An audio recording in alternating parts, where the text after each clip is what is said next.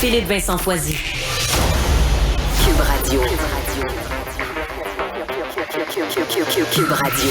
En direct à Salut Bonjour. Cube Radio. Bonjour Philippe Vincent. Bonjour. Bonjour à toi. Coudon, à la SAC, on n'a pas froid aux yeux de se lancer dans une autre intervention numérique importante? Oui, c'est un peu particulier. Il y en a peut-être qui vont dire, de toute façon, ça ne fonctionnera pas, alors il ne faut pas avoir peur pour notre vie privée. D'autres vont dire, le ministère d'Éric Kerr est impliqué là-dedans, ça devrait finalement bien aller.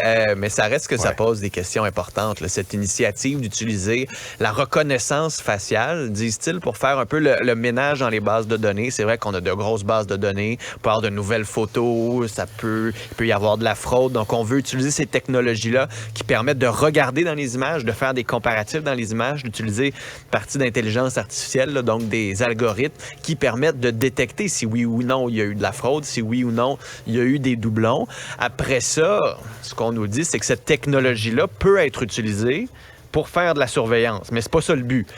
Là, tu dis, OK, c'est pas ça le but, mais on donne quand même cette possibilité-là, on donne quand même ce pouvoir-là. Est-ce qu'il va être restreint? Comment il va être restreint? Comment il va être contrôlé? Quels sont tous les garde-fous qu'on va mettre en place pour éviter que ce grand pouvoir-là qu'on donne à l'intérieur de la SAQ, ultimement pour faire du ménage, puisque c'est vraiment un problème de fraude, est-ce qu'on donne trop de pouvoir, dans le fond, afin de régler un problème? Ou est-ce que là, on a une nouvelle technologie, puis on s'est dit, hey, c'est le fun, allons-y de l'avant.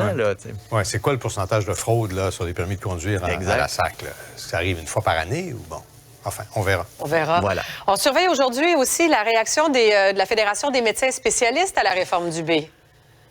Oui, j'ai hâte de voir si elle va être un peu plus mesurée que leur première mouture. Hein. Ils avaient fait un communiqué quelques minutes après le début de la conférence de presse de Christian Dubé la semaine dernière. Mais finalement, c'était dit, on va prendre le temps de bien analyser les choses parce que dans ce grand projet de loi, on veut notamment revoir l'offre de services des médecins spécialistes, leur serrer un peu la vis, s'assurer que la population puisse avoir accès à ces spécialistes-là. Même des médecins de famille qui disaient, c'est tant mieux si on a un accès plus facile aux spécialistes, ça va ajouter et améliorer la fluidité à l'intérieur du système.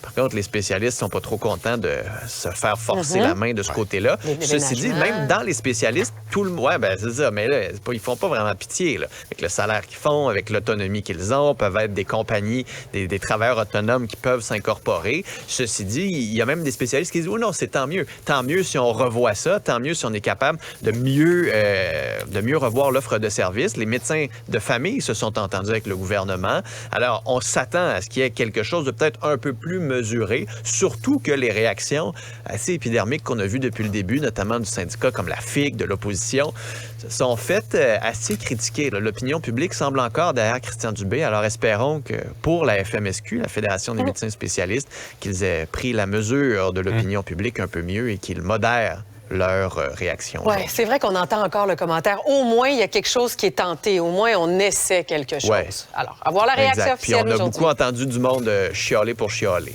Merci. Merci Philippe Vincent. Bonne journée. Bonne journée. Cube Radio.